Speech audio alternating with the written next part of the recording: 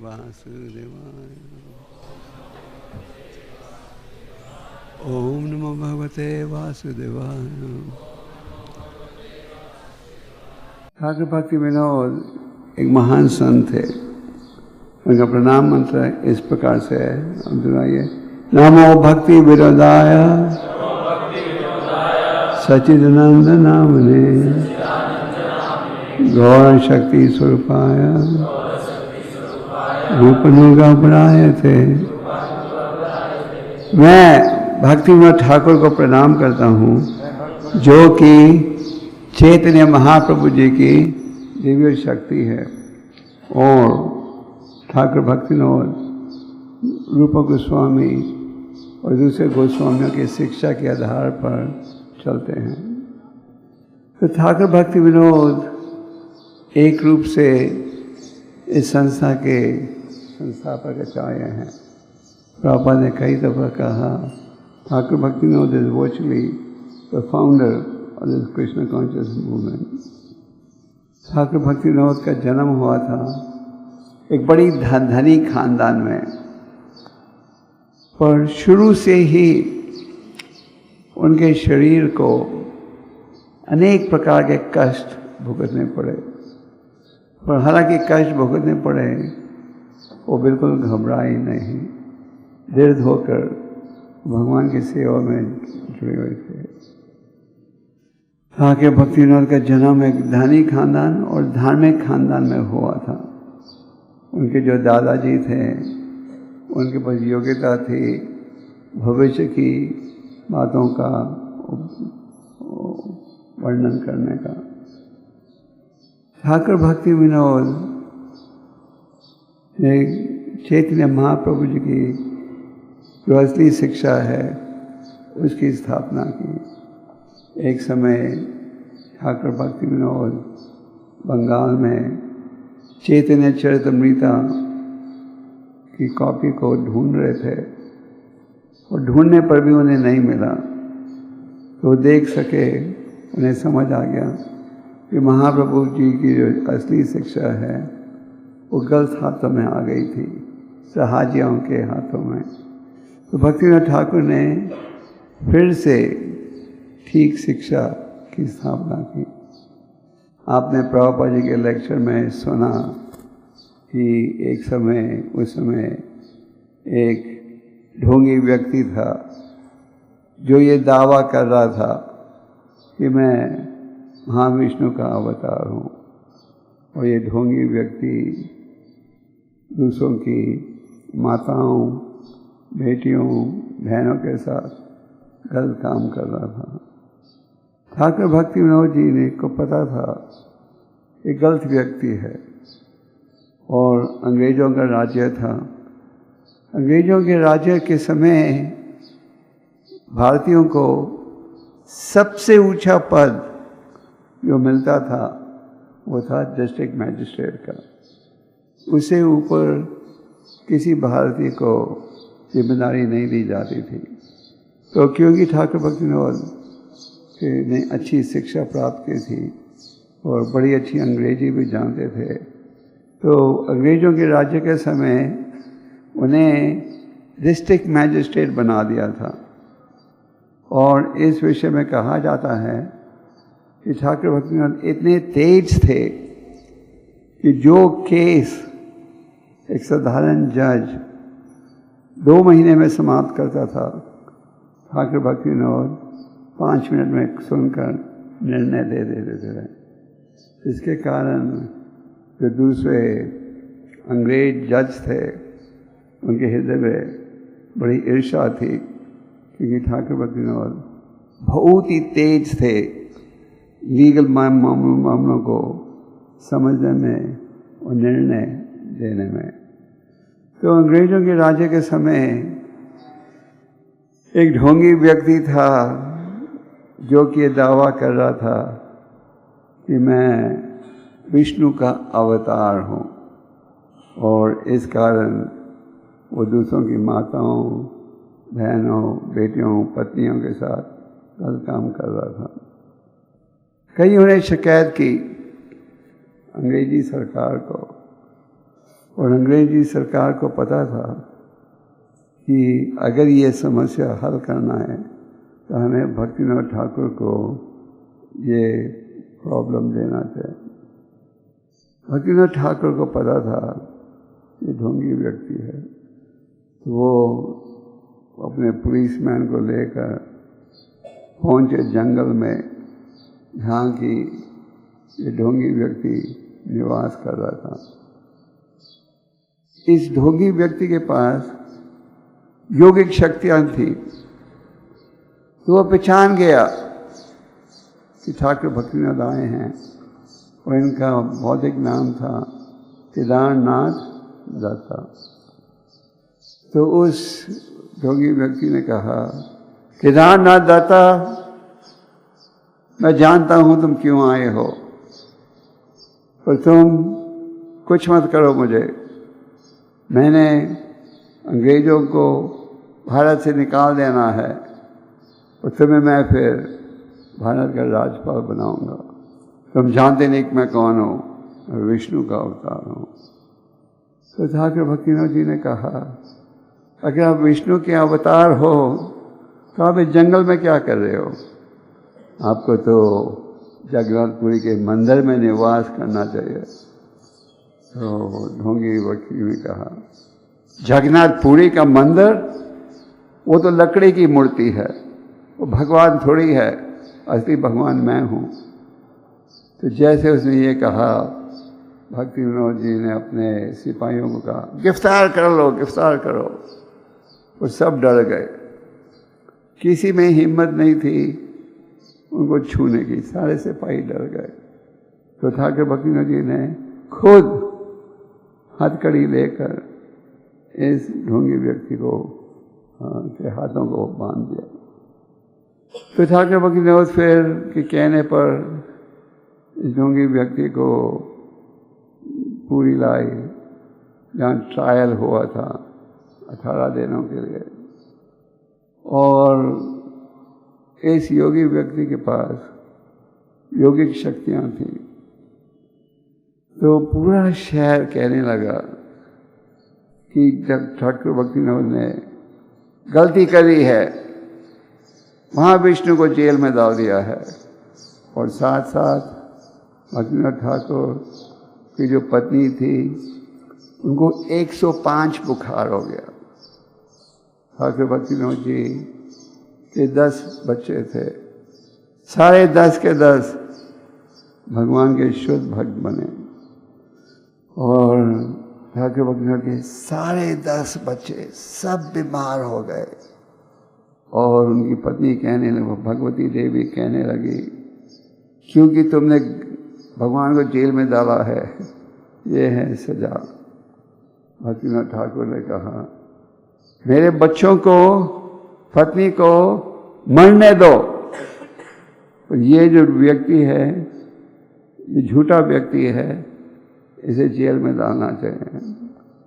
और जिस दिन ठाकुर भक्ति विनोद जी ने अपना निर्णय या जजमेंट देना था, उस दिन भक्तिनाथ ठाकुर का पूरा दायां साइड पैरालाइज हो गया, हाथ नहीं हिला, पैर नहीं हिला। तो जब भी उन्हें पता था कि ढोंगी व्यक्ति है, और दृढ़ होकर उन्होंने जजमेंट दिया। और जब इस व्यक्ति को जेल से बाहर ले जा रहे थे, वहाँ एक अंग्रेज वकील था जिसने पढ़ा था कि जो योगी हैं वो अपनी शक्ति रखते हैं अपने सीके में। तो उसने पीछे से आकर सीका काट दिया, और इस योगी व्यक्ति ने आत्महत्या कर लिया। और भक्तिनाथ ठाकुर के सारे बीवी बच्चे सब ठीक हो गए। तो सब ने कहा कि भक्तिनाथ ठाकुर का निर्णय ठीक था। जिस समय ठाकुर भक्तिनाथ जी मैजिस्ट्रेट बने, एक पेड़ था, यहाँ की बहुत लोग एक भूत की पूजा कर रहे थे और कई गलत काम हो रहे थे। भक्तिनाथ ठाकुर जी ने वहाँ भागवत का अध्ययन करवाया और 1 महीने बाद वो पेड़ गिर गया और भूत सब गुम हो गए। तो इस प्रकार भक्तिनाथ ठाकुर ने जो ढोंगी व्यक्ति थे उनको बाहर किया। जब ठाकुर भक्तिनाथ जी मैजिस्ट्रेट थे उस समय जगन्नाथपुरी मंदिर में कई कमियां थी। भोग ठीक समय नहीं लग रहा था, तो चढ़ावा आता था, वो चढ़ावा पुजारी लोग चोरी वगैरह करते थे। तो अंग्रेज सरकार ने ये जिम्मेदारी दी भक्तिनाथ ठाकुर को जगन्नाथपुरी मंदिर की देखभाल करने के लिए। तो भक्तिनाथ ठाकुर ने मंदिर की देखभाल की, जो जो कमियां थी सबको सुधार दिया।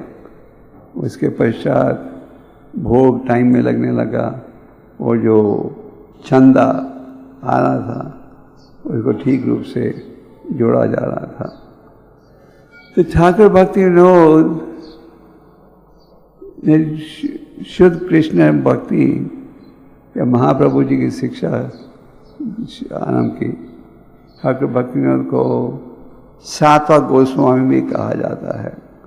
6 गोस्वामी हैं वृंदावन के, और 7वें गोस्वामी किसे कहते हैं? ठाकुर भक्तिविनोद।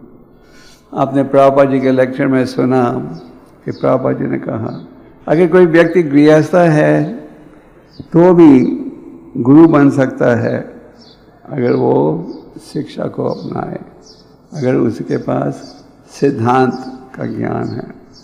तो ठाकुर भक्तिविनोद जी ने शुद्ध रूप से चैतन्य महाप्रभु जी की शिक्षा की स्थापना की।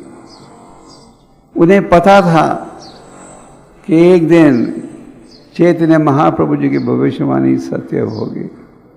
ठाकुर भक्तिविनोद जी ने 3 मेन पॉइंट्स बताए अपनी रचना में। एक उन्होंने बताया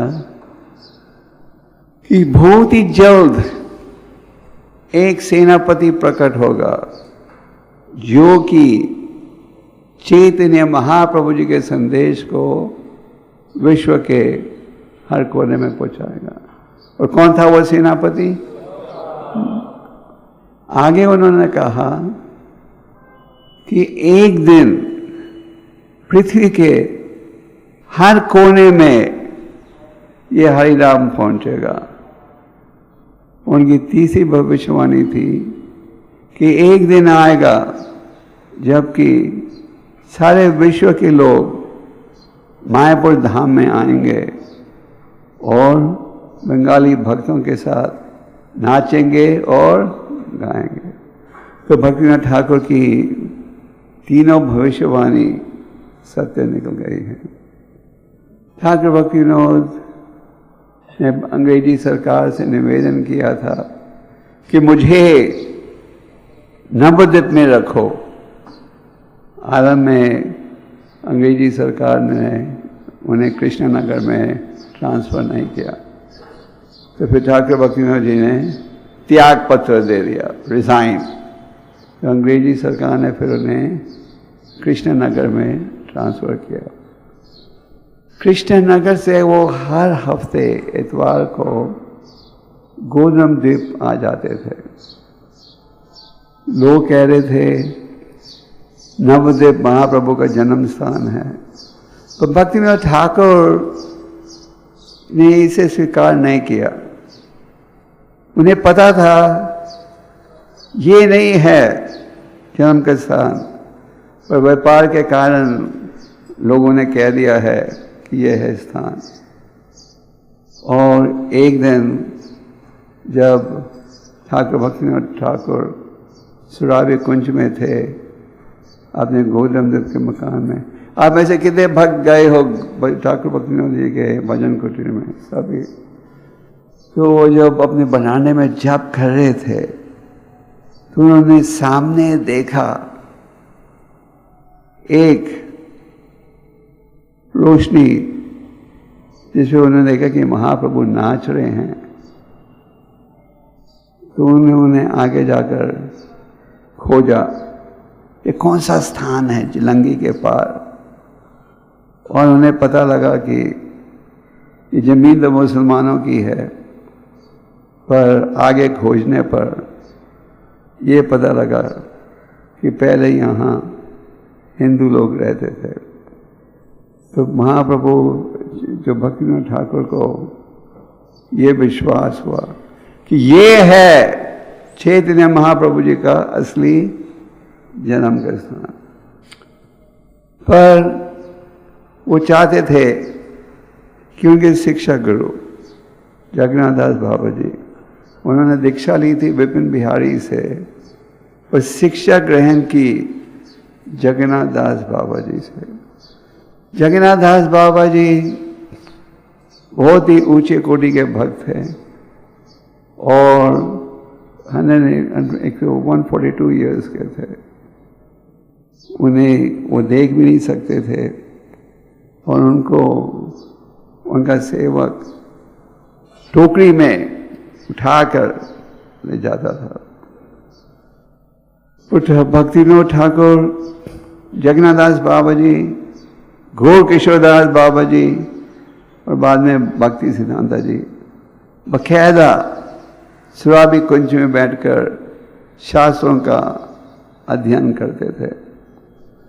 तो ठाकुर भक्तिविनोद जी ने निवेदन किया जगन्नाथ दास बाबा जी से कि वो आके देखें कि ये जन्म का स्थान सच है या झूठ। तो ठाकुर जगन्नाथ दास बाबा जी को टोकरी में उठा कर लाए थे। वो जैसे ही जगन्नाथ दास बाबा जी पहुंचे मायापुर के उस स्थान पर जहाँ की ठाकुर भक्तिविनोद सोच रहे थे ये है जन्म का स्थान, जगन्नाथ दास बाबा जी जो चल भी नहीं पा रहे थे अभी टोकरी से छलांग मारकर नीचे जाए और नाचने लगे, यही है यही है यही है यही है महाप्रभु जी का जन्म का स्थान। तो ठाकुर भक्तिविनोद जी की कृपा से हमें असली ज्ञान प्राप्त हुआ है। क्या किसका? कि महाप्रभु जी का असली जन्म का स्थान क्या है। ठाकुर भक्तिविनोद जी को पूरा विश्वास था कि महाप्रभु जी की जो भविष्यवाणी है पृथ्वी पे आचे जाता नगर अधिग्राम, ये सत्य जरूर निकलेगी। तो 1896 में जबकि प्रभुपाद जी प्रकट हुए थे इस पृथ्वी पर, भक्तिविनोद ठाकुर ने एक किताब लिखी थी चैतन्य महाप्रभु जी के जीवन के ऊपर। तो ये किताब उन्होंने विश्व के जितने प्रसिद्ध महाविद्यालय थे सब जगह भेजी और प्रभुपाद जी की संस्था की स्थापना के पश्चात भी भक्तों ने ऑस्ट्रेलिया में, कनाडा में इन किताबों को लाइब्रेरी में प्राप्त किया। तो ठाकुर भक्तिविनोद जी की प्रार्थना थी भगवान से कि भगवान उन्हें कोई ऐसी औलाद भेजें जो कि आगे इस आंदोलन को ले जा सके। और भक्तिविनोद ठाकुर जी की प्रार्थना के उत्तर में भगवान ने कैसे भेजा? भक्ति सिद्धांता सरस्वती ठाकुर। भक्तिविनोद ठाकुर को शुरू से पता था कि भक्ति सिद्धांता जी प्रकट हुए हैं उनकी इच्छा को पूरा करने के लिए, इसलिए शुरू से ही उन्होंने उन्हें पूरा ज्ञान दिया। तो जैसे मैंने कहा आरंभ में, भक्तिविनोद ठाकुर को अनेक प्रकार के शारीरिक कष्ट थे बचपन से ही। हालांकि उनका धनिक खानदान में जन्म लिया था, भौतिक शिक्षा, भौतिक तालीम प्राप्त की थी, पर शारीरिक रूप से उन्हें हमेशा कोई ना कोई कष्ट रहता था, कोई बीमारी। और जब भी दृढ़ होकर उन्होंने शुद्ध रूप से कृष्ण भक्ति की स्थापना की। तो जैसे आप जानते हो ठाकुर भक्तिविनोद ठाकुर ने अपनी जिंदगी में लगभग 100 ग्रंथों की रचना की, लगभग सारे भजन जो हम गाते हैं इनकी रचना किसने की है? भक्तिविनोद ठाकुर। जय राधा माधव, श्री राम विरजा, घोर आरती, इन सब की रचना भक्तिविनोद ठाकुर ने की है। थोड़े समय में ही उन्होंने उड़िया, बांग्ला और अंग्रेजी भाषा में 100 ग्रंथों की रचना की, और ग्रंथों की और रचनाओं की, और इन सब में चैतन्य महाप्रभु जी के संदेश को प्रस्तुत किया। ठाकुर भक्तिविनोद जी ने अनेक ग्रंथ दिए हैं जो भक्त पढ़ते हैं, पर शरणागति ग्रंथ में ठाकुर भक्तिविनोद जी हमें इस प्रकार का उपदेश दे रहे हैं। कह रहे हैं, you should always observe your mind in attentively chanting Krishna's glory. अपने मन के द्वारा सदा ध्यान पूर्वक क्या करो? भगवान के नामों का उच्चारण। तो जैसे भगवान ने गीता में कहा, और प्रभुपाद जी ने आज लेक्चर में भी कहा था, मन मना भावा मत भक्तो। तो मन के द्वारा सदा भगवान की हरि नाम की महिमा का गुणगान रखो। By performing Krishna's कीर्तन you'll gain mastery over the mind. Krishna का कीर्तन करने से मन को आप वश में ला सकोगे। भक्त अक्सर कहते हैं मन की समस्या है, मंडा मंडोल होते रहता है, तो क्या है उपाय? उपाय है, भक्तिविनोद ठाकुर जी कह रहे हैं, ध्यान पूर्वक जाप करना। तो भक्तिविनोद ठाकुर कह रहे हैं, कृष्ण का कीर्तन करोगे तो उसके द्वारा मन को क्या वश में कर पाओगे। इसलिए शास्त्रों का कहना है ध्यान से हमें जाप करना चाहिए। आगे भक्तिविनोद ठाकुर कहते हैं, गिव अप फॉल्स प्राइड। जो नकली अहंकार है इसे त्यागो। इसलिए चैतन्य महाप्रभु जी ने हमें क्या उपदेश दिया है? त्रिनादपि पीछे मानी न माना देना कहते ना दिया है। तो जो झूठा अहंकार है उसे त्यागो। झूठे अहंकार के कारण हम भगवान के शरणागत नहीं होते, गुरु के शरणागत नहीं होते, भक्तों के से अच्छा व्यवहार नहीं रखते। क्यों? अहंकार। हम जानते हैं क्या ठीक होना चाहिए, हमें कुछ मत कहो। तो भक्तिविनोद ठाकुर क्या कह रहे हैं? Give up false pride. जो झूठा अहंकार है उसे त्यागो। Always think yourself to be worthless, destitute, lower and more humble than the straw in the street. आगे वो कहते हैं कि आप सोचो कि तुम बिल्कुल निकम्मे हो। आप कभी ऐसे सोचते हो कि तुम निकम्मे हो? हम अक्सर सोचते हैं कि हम सबसे बुद्धिमान व्यक्ति हैं, सबसे सुंदर, सबसे ज्ञानी। तो ठाकुर भक्तिविनोद कह रहे हैं शरणागति में तुम ये सोचो कि तुम बिल्कुल बेकार के हो, निकम्मे, तुम्हारे में किसी प्रकार की योग्यता नहीं है, और अपने आप को घास से भी ज़्यादा पतित मान के चलो कि आप घास से भी ज़्यादा पतित हो। इसलिए महाप्रभु ने कहा, नादपि सुनिचेन। Practice forgiveness like the tree. तो चैतन्य महाप्रभु भी नादपि सुनिचेन श्लोक में कहते हैं हमें अत्यंत सहनशील होना चाहिए पेड़ के जैसे। तो यही भाव ठाकुर भक्तिविनोद जी प्रकट कर रहे हैं। कहते हैं पेड़ जैसे क्षमा की भावना रखो। पेड़ को लोग काटते हैं तो भी पेड़ उनका सहयोग करता है।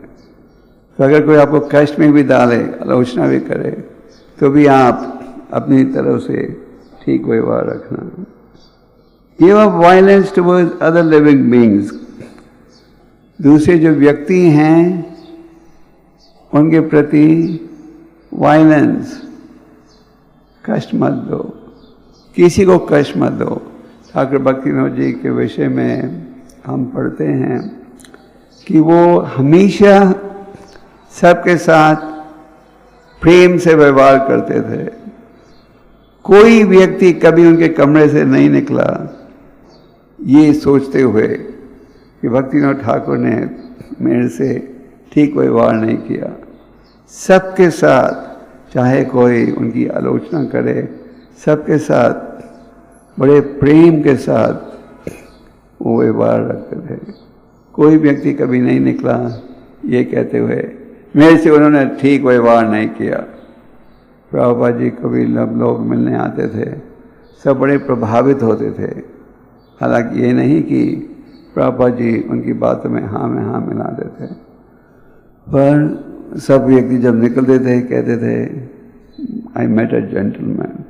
तो यही भाव यहाँ प्रकट किया जा रहा है, किसी के प्रति किसी को कष्ट मत दो और सबकी सेवा करो, सबकी।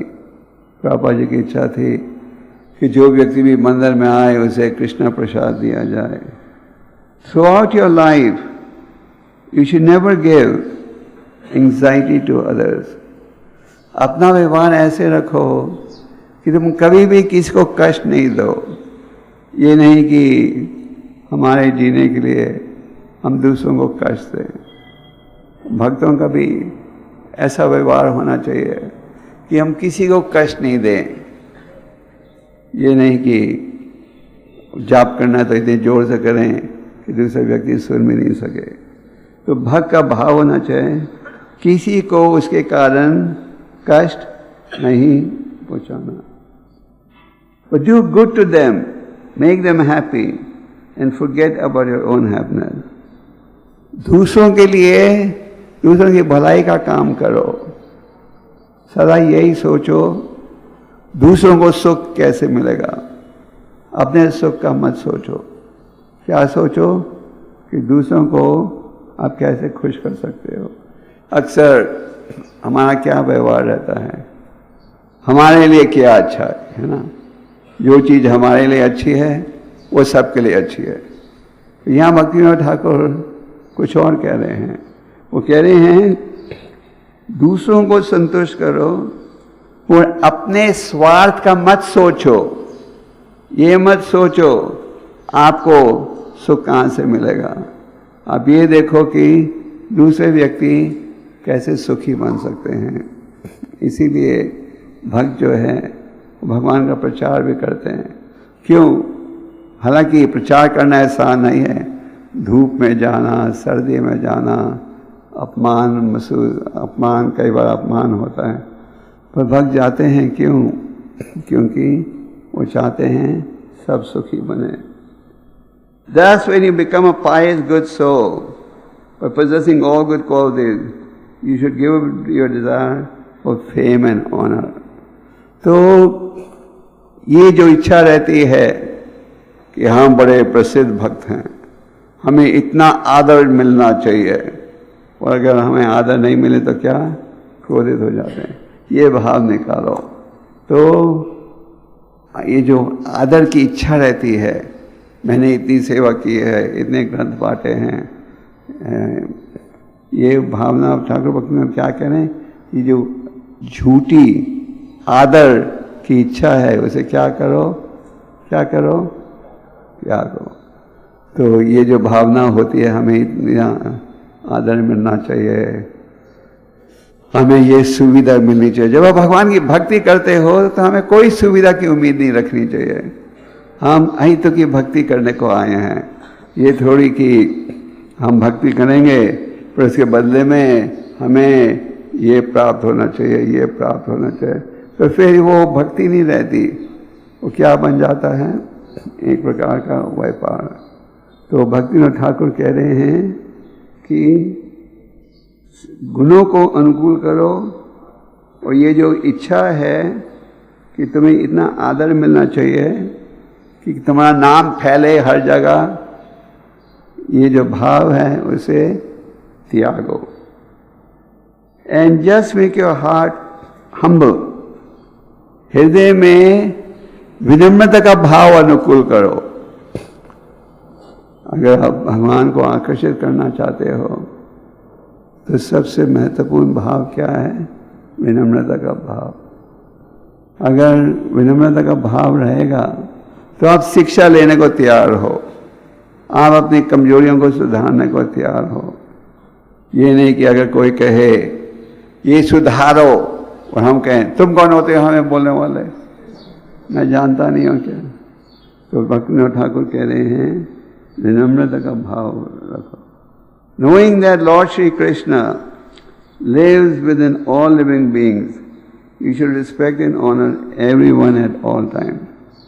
ये जानते हुए कि भगवान श्री कृष्ण हर एक के हृदय में विराजमान हैं, हम सब योनियों को आदर देते हैं। हम ये नहीं सोचते, हमारा सिद्धांत ये नहीं कि पशुओं को हमें खा लेना चाहिए, नहीं, हम ये स्वीकार करते हैं कि भगवान हर एक योनि में है, चींटी में भी, इसलिए हमें चींटी को भी कष्ट देने का अधिकार नहीं। You will attain virtue by being humble. सारे गुण आएंगे अगर तुम विनम्रता का भाव अनुकूल करोगे। सबको आदर दो और दया की भावना रखो, मर्सीफुल। अनेक प्रकार से आप दया की भावना प्रकट कर सकते हो, तो सबसे बेहतर है जब आप दया की भावना को प्रकट करते हो प्रचार के माध्यम से, क्योंकि प्रचार के माध्यम से अज्ञान व्यक्तियों को आप ज्ञान दे रहे हो। अगर प्रभुपाद जी ने या आंदोलन की स्थापना नहीं की होती तो आज लाखों लोग जुड़े होते नहीं।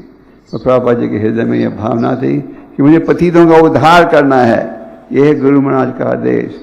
तो उन्होंने ये संस्था की स्थापना की इस उद्देश्य के साथ कि हम लोगों को उपदेश देंगे सुखी बनने का। In such a state, renouncing desires for fame and honor, तो भक्तिविनोद ठाकुर फिर से कह रहे हैं ये जो इच्छा रहती है आदर और प्रशंसा, ये भाव त्यागो। अगर कोई आपको कहे कि आप में ये कमी है, तुम हमेशा आदर चाहते हो, तो आपको उस व्यक्ति को अपना मित्र मानना चाहिए। ये नहीं ये ईर्ष्या है इसलिए वो मेरी कमियों को देख रहा है। In such a state, you should sing the glories of the Supreme Lord. तो अगर आप में ये भाव रहेगा विनम्रता का, हमें आदर नहीं चाहिए, हमें ये सुविधा नहीं चाहिए, तो उस स्थिति में आप क्या कर पाओगे? हरि नाम का उच्चारण। इसलिए चैतन्य महाप्रभु ने कहा कितना दी सदा हरि। ये विनम्रता का भाव रखोगे तो उस स्थिति में सरलता के साथ क्या कर पाओगे? हरि का नाम ले पाओगे। और ठाकुर भक्तिविनोद जी भगवान के चरण कमलों में प्रणाम करते हुए कहते हैं कब आएंगे मेरे में ये गुण? देखो उनकी विनम्रता। वो कह रहे हैं इन गुणों की जो रचना की, ये गुण कब आएंगे मेरे में? तो हम सब भक्तों का आज के इस शुभ अवसर पर ये निर्णय होना चाहिए कि हम सब इन गुणों को अनुकूल करें। आप में से कितने भक्तों की इच्छा है कि ये गुण अनुकूल हो? तो इन गुणों को अनुकूल करने के लिए भक्तिविनोद ठाकुर जी क्या कहते हैं? ध्यानपूर्वक जाप करते रहो। ध्यानपूर्वक जाप करोगे तो मन को वश में ला सकोगे और इन गुणों को अनुकूल पाएंगे। ठाकुर विनोद ठाकुर 24 घंटे में केवल 3 घंटा विश्राम करते थे। केवल वो लिखते थे लगभग दिन में 9 घंटों के लिए। 9 घंटों में, जैसे मैंने कहा उन्होंने अंग्रेजी, ओडिया और बांग्ला भाषा में लगभग 100 ग्रंथों की रचना की। विश्राम करते थे 3 घंटे के लिए, और जापा और शास्त्रों का अध्ययन 5 घंटे दिन में, और कचहरी का काम 6 घंटे दिन में। तो विश्राम करते थे सिर्फ 3 घंटे। रघुनाथ दास गोस्वामी विश्राम करते थे कि वो थोड़े मिनटों के लिए। तो भक्तिविनोद ठाकुर भोजन क्या खाते थे? सुबह के समय 9:30 और 10 बजे के बीच में उनका भोजन था, नाश्ता, आधा लीटर दूध, थोड़ा सा फल और 2 चपाती, बस। आपको ये खुराक दी जाए, थोड़ा सा दूध, थोड़ा फल और 2 चपाती, और शाम के समय क्या है? आधा लीटर दूध, चावल और 2 चपाती, बस। ये था उनकी पूरी खुराक। और ठाकुर भक्तिविनोद जी ने, आप जब नवदेव धाम जाते हो और आप परिक्रम में जाते हो और आप कहते हो भगवान की यही लीला यहाँ प्रकट हुई, यही लीला यहाँ प्रकट हुई, ये सब आप कर पाते हो। क्यों? भक्तिविनोद ठाकुर जी ने स्वयं नवदेव धाम में परिक्रम की और उन स्थानों को स्थापित किया जहाँ की भगवान ने अपनी दिव्य लीला प्रकट की थी। तो हम सबका बड़ा आभार है। और ठाकुर भक्तिविनोद जी ने ये नामाहत का कार्यक्रम शुरू किया। हम नामहट कहते हैं। ठाकुर भक्तिविनोद जी को पता था कि एक दिन आएगा जबकि ये संभव नहीं होगा कि सारे भक्त मंदिर में रहें। तो सुराबी कुंज में भक्तिविनोद ठाकुर जी ने नामाहत का केंद्र की स्थापना की थी। और संक्षेप में नामाहत का संदेश क्या है? जिस प्रकार कोने कोने में दुकान है जहाँ की आपको इंद्रिय तृप्ति की सुविधा प्राप्त होती है, कोने कोने में स्थान होना चाहिए जहाँ लोगों को क्या प्राप्त हो? हरि नाम प्राप्त हो। तो नामाहत की स्थापना भी भक्तिविनोद ठाकुर ने की है। तो ठाकुर भक्तिविनोद जी ने भक्ति सिद्धांत जी को शिक्षा दी। उनको पूरा विश्वास था चैतन्य महाप्रभु जी की भविष्यवाणी सत्य होगी, और भक्तिविनोद ठाकुर की इच्छा से, पवित्रता से आज ये कृष्ण भक्ति का आंदोलन विश्व के हर कोने में पहुंचा है। तो ठाकुर भक्तिविनोद जी ने अनेक रचनाएं दी हैं। तो हमें आज के शुभ अवसर पर ठाकुर भक्तिविनोद जी के चरण कमलों में प्रणाम करते हुए उनसे प्रार्थना करनी चाहिए कि हमें शक्ति प्राप्त हो जिसके द्वारा हम उनके शरणागत हो सकें। ठाकुर भक्तिविनोद की आविर्भाव और तिरोभाव, हम वैष्णव सिद्धांत दोनों ही मनाते हैं। आविर्भाव का अर्थ है जब एक महान संत प्रकट होता है। तिरोभाव का अर्थ है जब वो अप्रकट होता है। तो भौतिक समाज में जब कोई व्यक्ति अप्रकट होता है, हम कुछ नहीं करते, हम रोते हैं। पर आध्यात्मिक क्षेत्र में हम उत्सव मनाते हैं। क्यों? क्योंकि हमारे नेत्रों से अप्रकट हुआ है वो व्यक्ति, पर भगवान के आदेश को पूरा कर रहा है किसी और स्थान में। तो भक्तिविनोद ठाकुर हम सबके साथ हैं।